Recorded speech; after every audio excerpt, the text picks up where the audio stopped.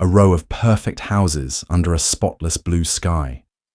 The kind of peace that hides rot underneath. We hear birds, a sprinkler, then a sharp female voice cuts through the calm. Darla, off screen. Remove the chime, Mr. Raw, or I'll file for visual disruption and psychological hazard. Balon Raw, late 40s, tall, built like someone who's seen things. He's sanding a piece of wood on his porch. He looks up slowly, not startled, just annoyed. Camera tracks right. We reveal Darla Crenwick, mid-50s, HOA president. Perfectly pressed beige trench coat, clipboard clutched like a weapon, phone in her other hand already recording. She stands on the sidewalk like she owns the street. Lighting. Harsh daylight. Everything looks too perfect. It creates a surreal contrast with her aggression. Balon stands calm, wiping his hands on a towel, his eyes locked on hers. Balon. This post is outside HOA easement.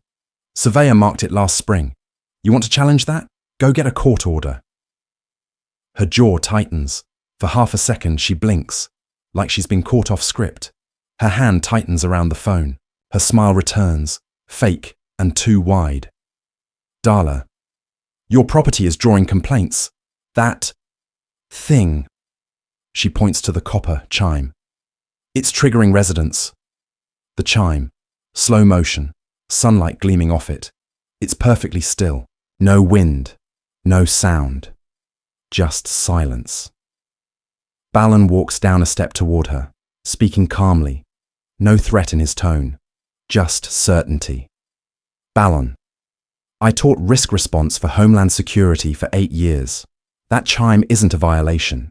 It's a boundary marker, logged, measured, and approved. Something flickers, not anger, but obsession. You can see the need for control burning behind her pupils. Balon, voice steady. You don't have authority here. Step off my porch. Darla raises her chin, a twitch of a smile. The kind of smile people wear when they think they've won. Darla, cold. You can't intimidate me, Mr. Raw. I'll mark this as HOA non-compliance. Effective, immediately. She taps her clipboard. The pen scratches the paper. It sounds louder than it should, like a knife sharpening. Balon doesn't move. Behind him, through the screen door, a glimpse of his wife, Imra, pregnant, watching quietly, hand resting on her belly. Balon doesn't break eye contact. Balon, you're being recorded too. Facial recognition logs through my server. Your phone pinged my Wi-Fi 30 seconds ago. Leave before I notify municipal code enforcement for harassment. The air seems to freeze. Her expression cracks for just a heartbeat, not fear, calculation. She takes one small step back, then mutters under her breath. Darla, you're a danger to this neighborhood. You and your wife. She turns and walks away. Her heels click sharply against the concrete. Click, click, click. Like a countdown to something worse. He stands still, watching her walk away. In front of him, the copper chime swings faintly, even though there's no wind. The light catches the metal's reddish tone, making it look almost like blood in sunlight. Balon's voice breaks the silence, low, introspective. Balon, VO. I'd seen control like hers before, in war zones, in command rooms, the kind that starts with rules and ends with ruin. The chime moves once more, a soft ting echoing into silence. Title fades in. The world looks too peaceful. Steam rises from 2 untouched mugs of coffee. The copper chime outside gives a soft ting as a faint breeze passes. Something slides under it, a thick cream-coloured envelope, stamped with the Copper Hollow Ridge HOA seal. The corner is bent like it was shoved through too hard. The words at the top read, Notice of non-compliance, visual nuisance, psychological hazard, code 473. He frowns, jaw clenching slightly. Behind him, Imra, his wife, walks in wearing a soft robe, hair tied back, hand resting gently on her swollen belly. Imra quietly, What is it? Balon. It's her. He unfolds the notice. Imra. Already? push in on the paper as he reads. Failure to remove the offending object within 72 hours will result in fines, property liens, and a wellness evaluation. Ballon's eyes pause on the last line. Wellness evaluation. His eyes harden. The screen flickers slightly, like a flash of memory.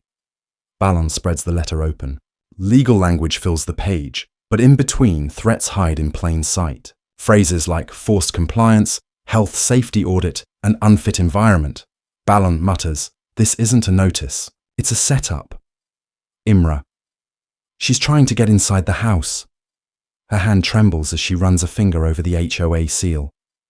The ink leaves a faint smear on her skin, red like blood. Imra whispers, "Ballon, she's not going to stop." Ballon, "I know, and if she escalates, I will too." Just the clock ticking, then a faint thud. A door closing outside. Ballon moves to the window and pulls the curtain slightly. Across the street, Darla's beige SUV is parked crookedly. She's sitting inside, recording, through binoculars effect. Focus on Darla's face lit by her phone screen. She's smiling. She steps onto the porch in a soft blue sweater. The morning light hits her face as she looks up at the chime. It sways once, then stills. Imra. She doesn't understand what this means to us. Ballon, off-screen. No, she doesn't, and she never will. Flashback begins. A hospital room, a small hand holding hers, a heartbeat monitor flatlining. The sound of that flatline blends into the ringing of the chime. Flashback ends. She's back on the porch. Imra. Every time it rings, I feel her here. Ballon. That's why she wants it gone. Imra. Because she can't stand what she can't control. Wide shot. From behind them, Darla's SUV still parked across the street, the silhouette of her phone raised again. Scene 4. Fear creeps in. The lights are dim. A baby mobile hangs half-assembled in the nursery. Outside, wind rattles a window slightly. The chime tings once, then twice. Ballon moves through the hallway in a grey t-shirt, barefoot, holding a flashlight. The beam crosses framed photos. One of him in military dress, one of him and Imra by a lake. Sound, a faint rustling outside. He steps to the porch quietly, pushes the door open. Nothing, just the quiet street. But then, a shadow moves behind Darla's SUV. His jaw tightens, nostrils flare. Not fear, training kicking in. He sets the flashlight down and lifts his phone. The camera light flicks on. The SUV door slams. Tires squeal. The taillights vanish down the street. He whispers, "Ballon." It's starting. Imra sits on the porch steps, a cup of tea in her hands. The chime sways gently, peaceful again. Ballon walks out, a file folder in hand. He sets it down beside her, labeled Incident Log. Ballon. Every step she takes, we record it. Every notice, every visit, paper trail saves lives. Imra. You think she'll come back? Ballon. No. Pauses. I know she will. The chime rings once. A slow zoom on Darla's house across the street. Her curtains move, like someone just stepped away. Perfect lawns, symmetrical houses, but no one outside. Curtains flutter as if eyes are watching. Ballon walking slowly down the street. Hoodie up, head low. Every driveway he passes, he notes something. A camera, a motion sensor, a citation posted on a mailbox, clipboard in his hand, a list titled Pattern Map, 10 addresses circled. Beside each, violation, decor, non-compliance, visual hazard. All connected to people who question Darla. Ballon, voiceover. Patterns tell stories, and hers read like a purge. Spotless. No citations, no imperfections, no sound, except for a faint echo of wind chimes. From someone else's house. Fluorescent lights hum overhead. A wooden sign reads, HOA board meeting, members only. Ballon stands outside the glass doors.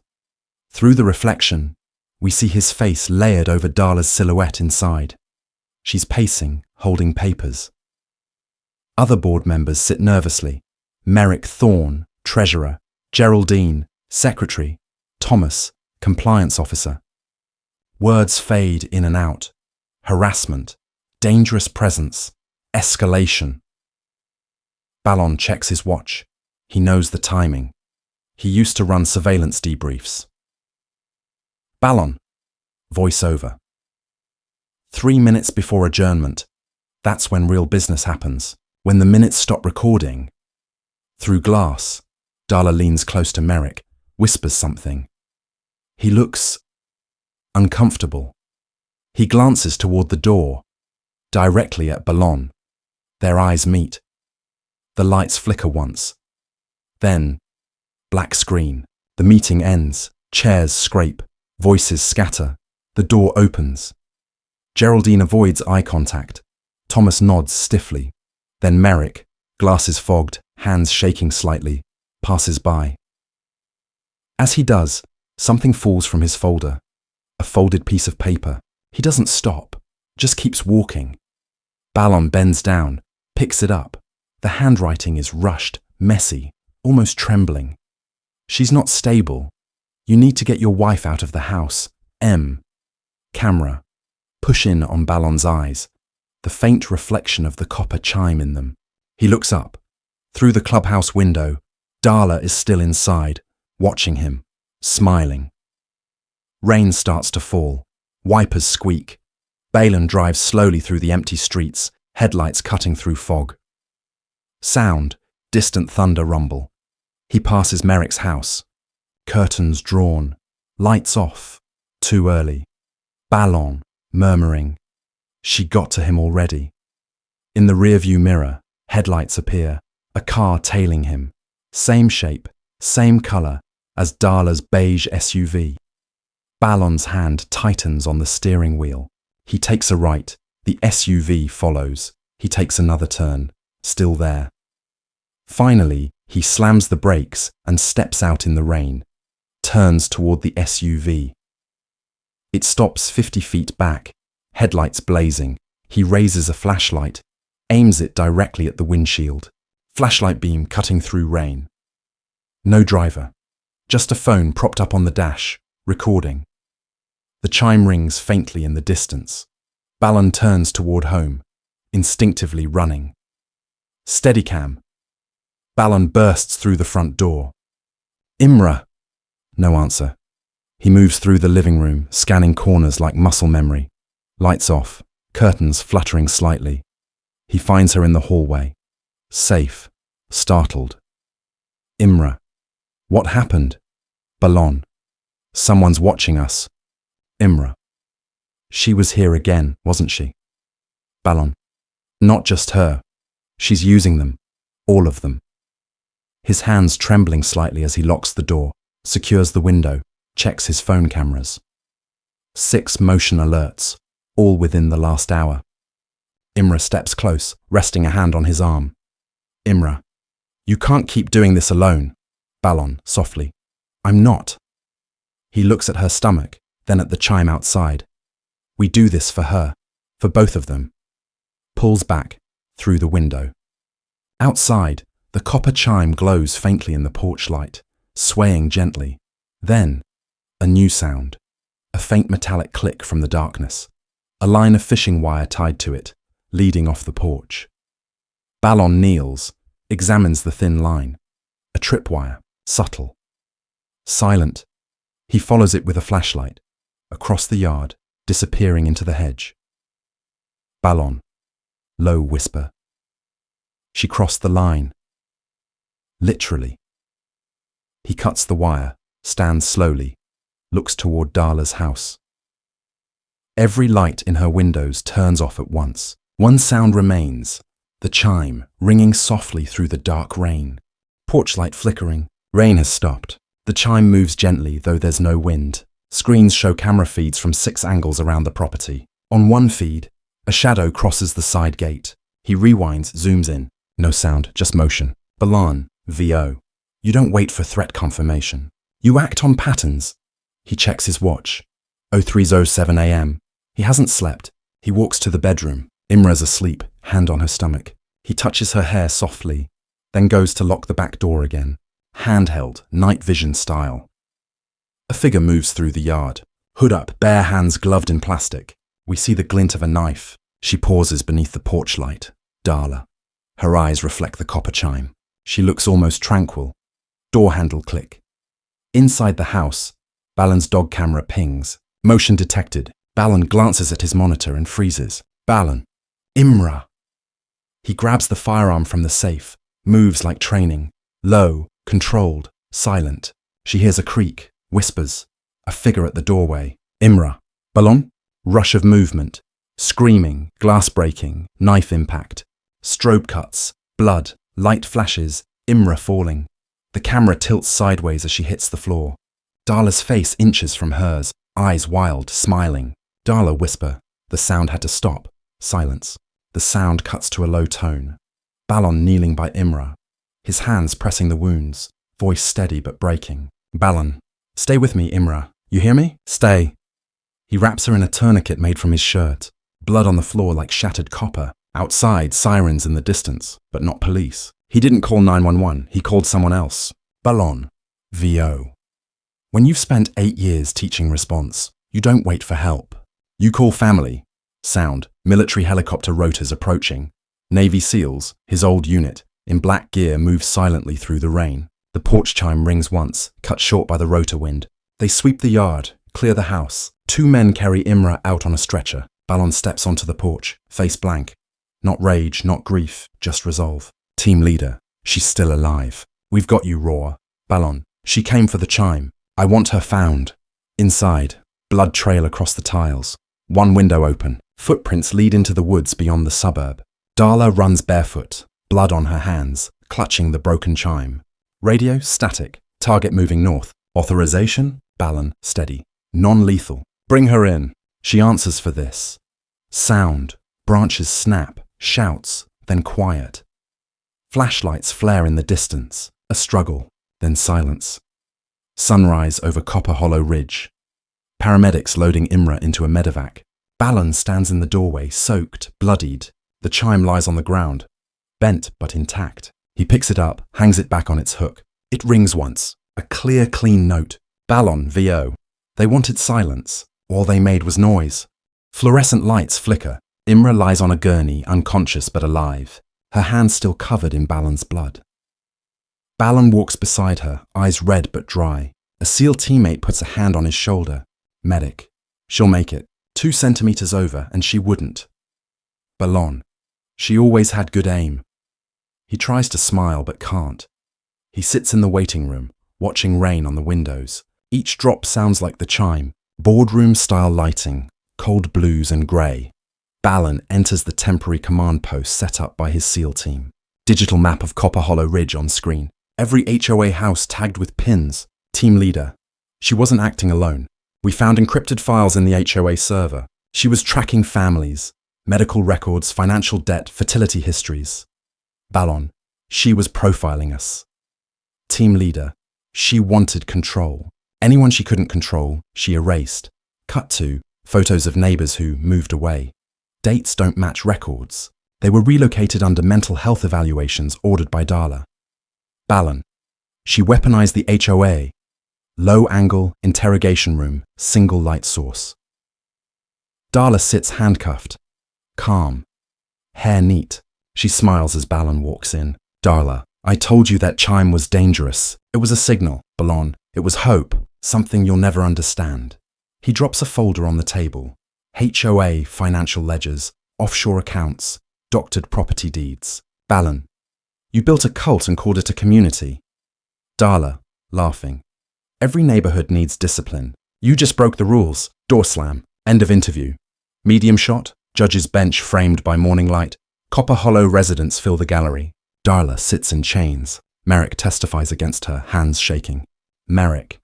She told us we were saving the community. I didn't know she was hurting people, Balan testifies last. No anger, just truth. Balan. She stabbed my wife because we refused to bow. That's not a homeowners association. That's terror. Gavel strikes. Verdict delivered. Life without parole. Golden hour light on porch. Weeks later, Imra stands on the porch, bandaged but smiling softly. The baby kicks. Balan fixes the porch post where the blood once stained. He hangs the chime again. Polished, reforged, but still bearing a dent. Imra, you could take it down. Balan, no.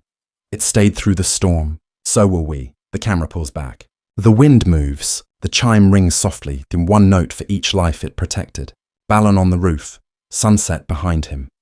He records a new video for his channel, Balon. If you think this can't happen in your neighborhood, think again. Power doesn't always wear a badge. Sometimes it wears a clipboard. He looks down the street, new families moving in, kids laughing. Then back to the camera. Balon. Darla wanted silence. All she made was a sound that won't stop echoing.